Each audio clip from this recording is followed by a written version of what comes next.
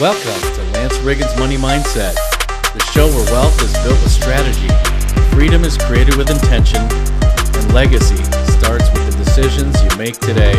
Hosted by Lance Riggin, this podcast dives into real conversations about investing, entrepreneurship, real estate, mindset, and building a life on your terms. If you're ready to think bigger, move smarter, and take control of your financial future, then you're in the right place. This is Lance Riggins' Money Mindset. Let's get into it. Hey everyone, happy Saturday. Thanks for your patience for me finishing up this underwriting Zoom. I was waiting for Arthur to get back to me with some of the documents that I requested that I had CC'd all of you in the email so you can see how I do a recap to the agent. And Arthur has ghosted me. He messaged me back. I believe Wednesday evening is when I sent that email. Thursday, he followed up, asked me if I was looking for seller financing. I told him that I was interested in it, but it was not my only option, and it's been radio silent since. So I even followed up with him yesterday, just touching base in case he got busy, and no response. So that's all good. We're just doing this RV park for a tutorial anyway. So I'm going to share my screen real quick and get back into this underwriting calculator. So the last Zoom was about 2 hours. This one's probably not going to be more than 15 minutes. It is an important part of it, which is why I wanted to do part two. The last Zoom, we went over the offering memorandum, the OM. We went over the OM. We entered everything in as they are asking for it right now. We all saw that it was a poor deal for an end buyer based on what they are asking for the park and the way that it's currently ran by the owner. So we came in, we put add backs in, changed the price so that it will cash flow for us after purchase. And the pricing, the financing structure that we used is a stack method.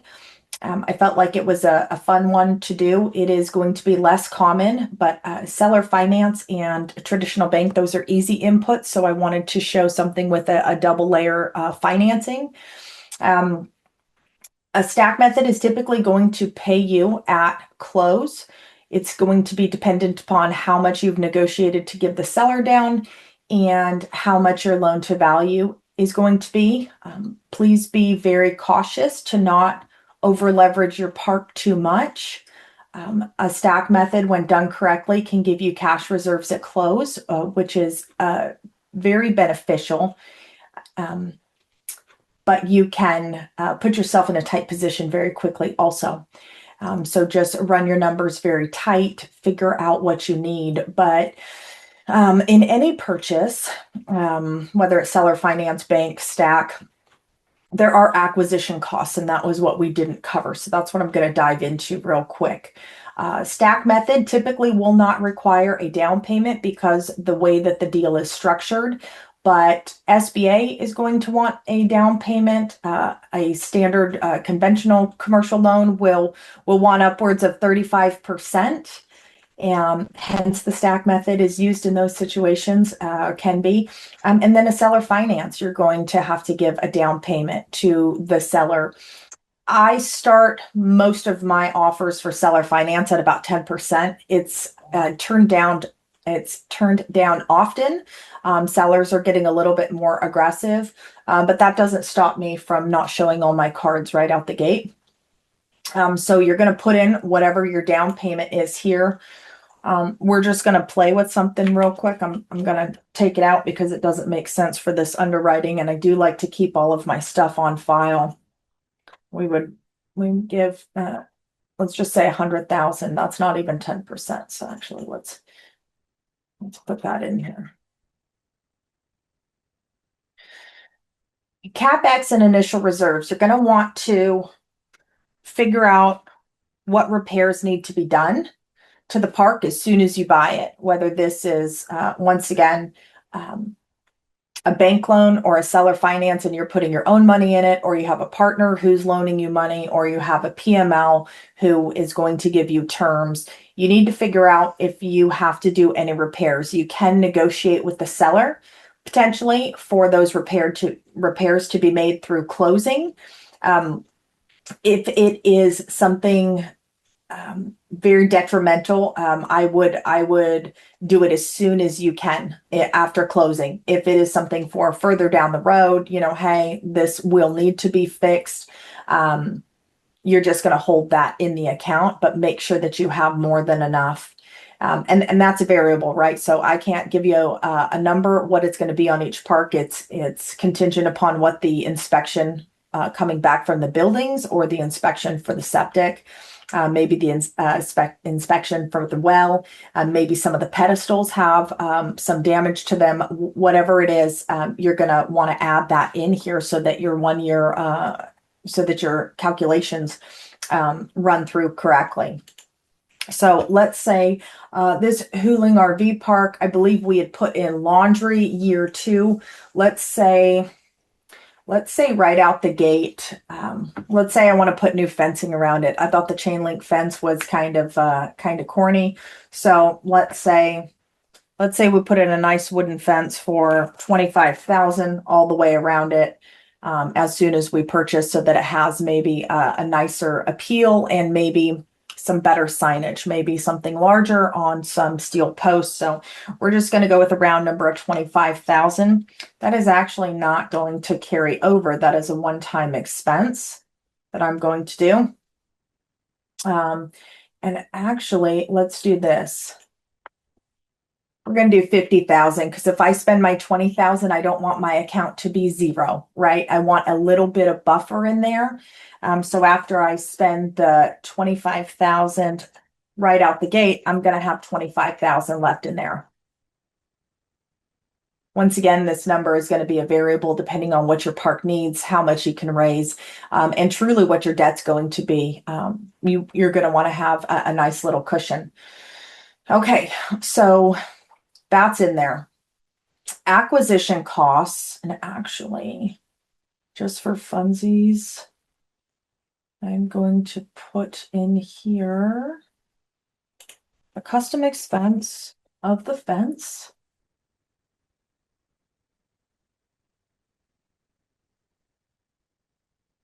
That way everything drops down correctly and I have it accounted for. But that is a one-time expense equals C. We're going to say C93. Let's remember, I don't want to mess up all of my cells, so I had to put in where there is a blank one for now. Okay.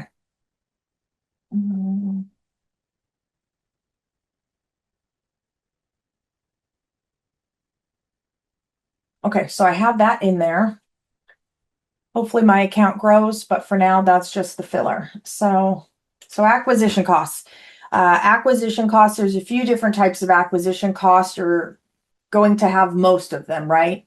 The first one is the EMD. You are going to get that back off the purchase price at closing, or it's going to go towards the purchase, unless you borrow it from a gator, right? And then you have to calculate that is going to come back out of either the down payment or the bank financing. So you're going to want to add that in there. What is the amount? Is your EMD $10,000 plus a $5,000 return?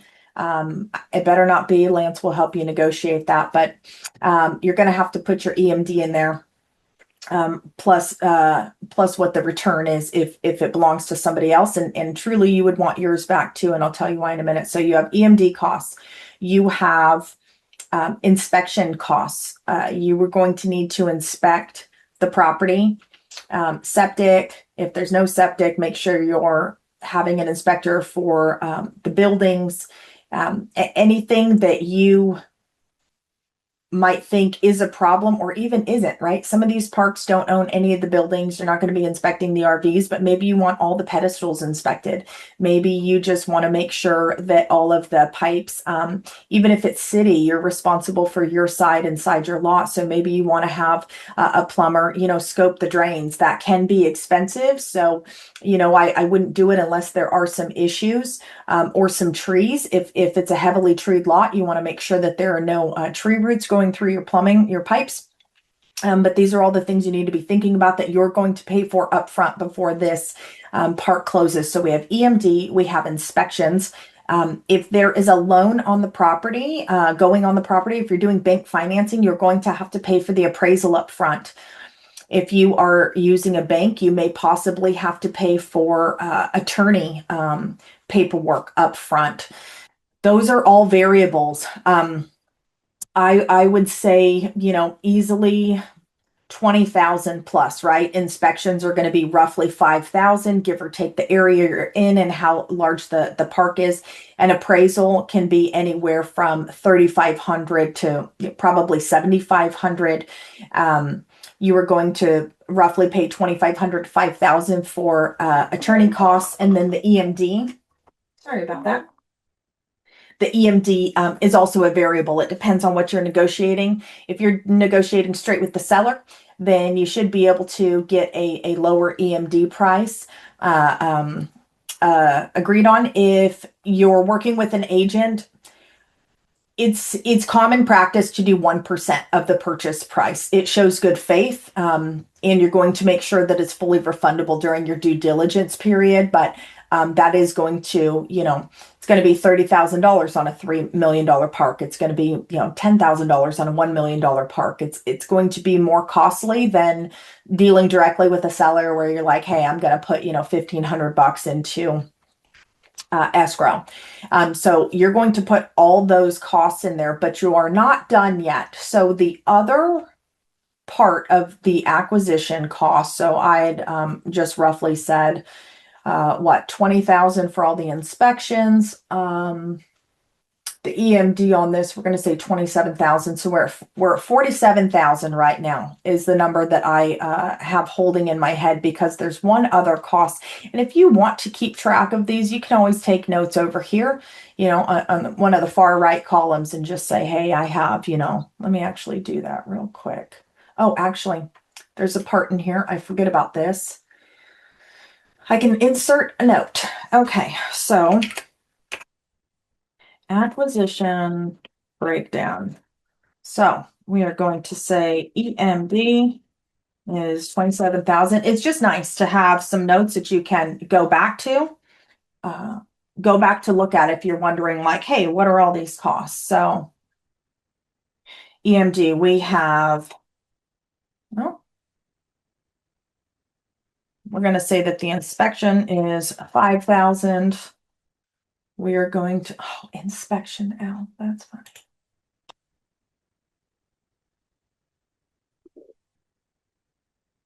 We are going to say, since this one is done with a stack method, we're going to say that the appraisal is going to be right about 5,000. EMD, inspection, appraisal, and there's some title and attorney cost down here. So actually, let's keep it at, so we'll keep it at this. Total.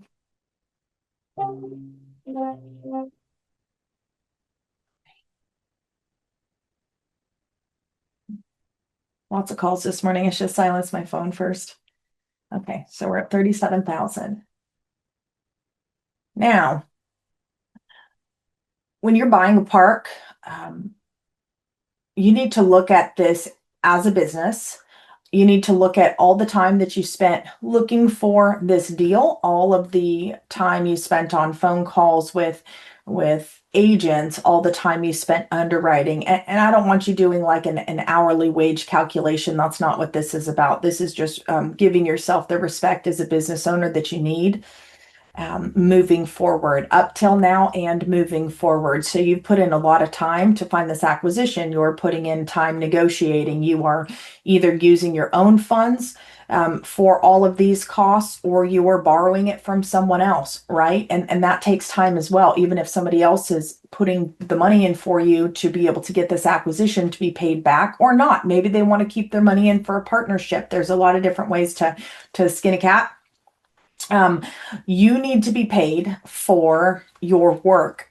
There is a very real chance that you may not be paid on your own park for the first year. There's a lot of moving parts. You want to make sure that your reserves are nice and healthy. You want to make sure that the property manager is doing their job. You want to make sure that you are getting this lift off as quick as possible for your runway. And so it's wise to just be cautious with your distributions. I'm not going to tell you not to pay yourself. I'm not going to tell you to pay yourself. You need to do what's best for the business first and foremost, always. With that being said, and because of that, you need to be paid up front for the work that you're going to do.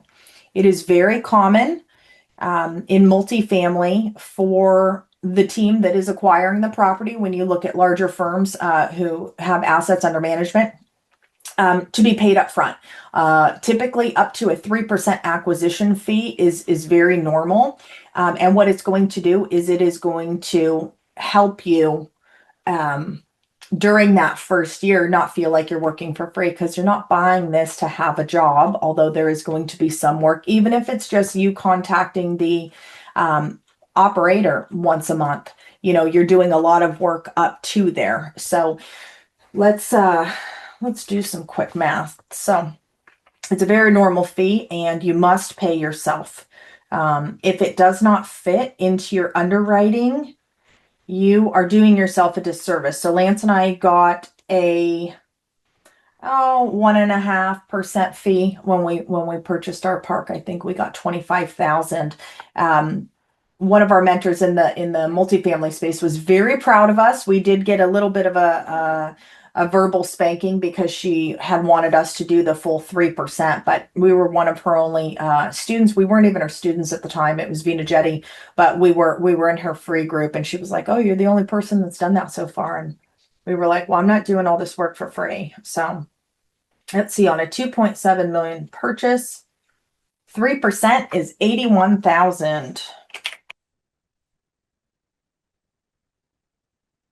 And you better believe that's getting added in there one way or the other. So we have 81,000 plus 37,000. So we have 118,000 for the acquisition costs. That is non-negotiable. Oh, grand. Let me spell correctly.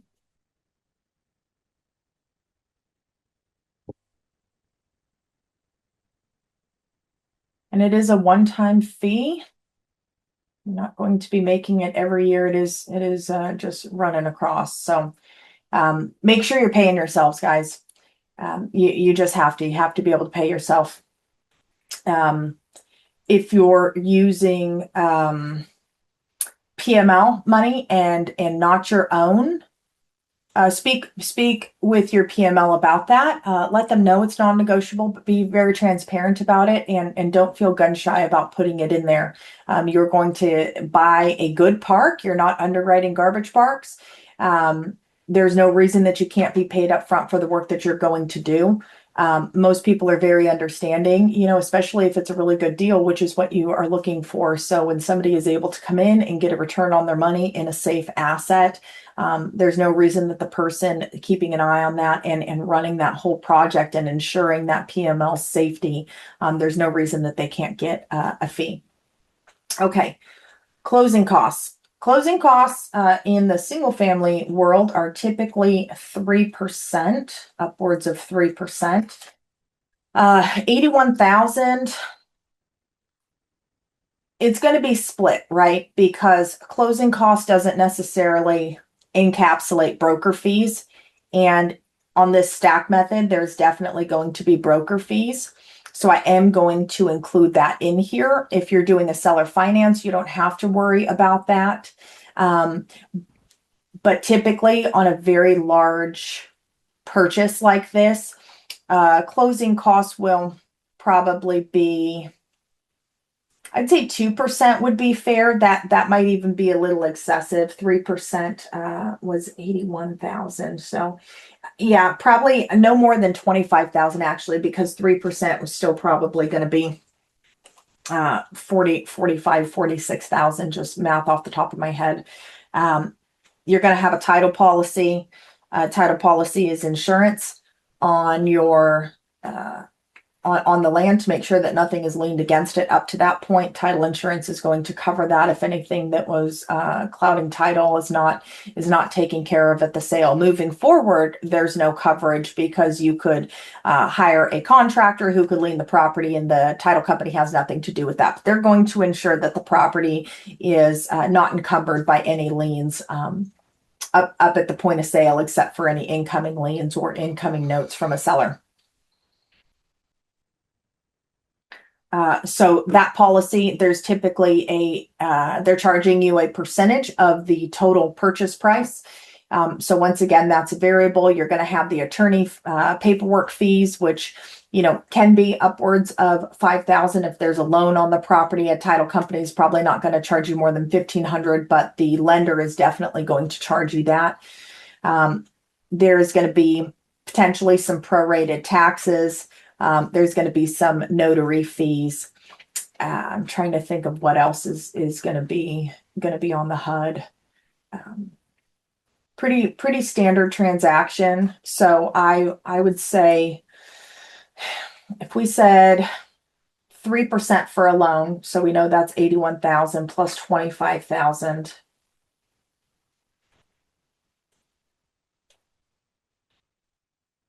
Some brokers will charge up to 3%.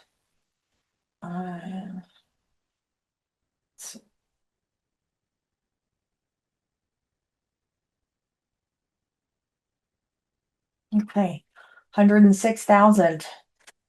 This is why this part of this calculator is so important, because you can see, how much cash it can take to close a park with a bank loan, even outside of negotiating a seller finance and the bank. There, like I said, on a stack, there may not be the down payment because you're getting cash back at close.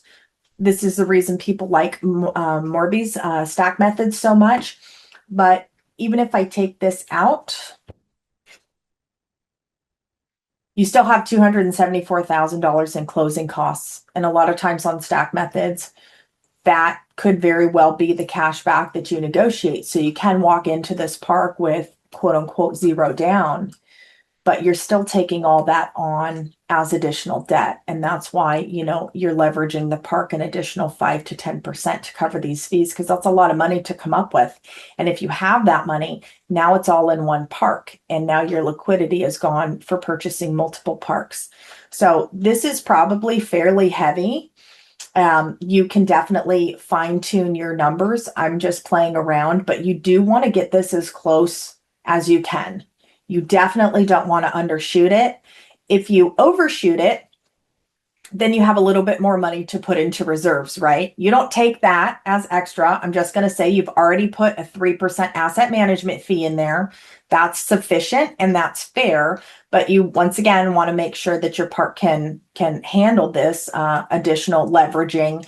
And you want to make sure that anything that's excess that maybe you overcalculated for goes back into this reserves, because anything could happen. And on an asset this large, any sort of, major repair can wipe this out very quickly. I've seen it. We blew through $25,000 in about 45 days fixing some septic systems when we first bought our park. So then you have to go down once again and you have to look at all of your underwriting and see how it changes everything that you're getting.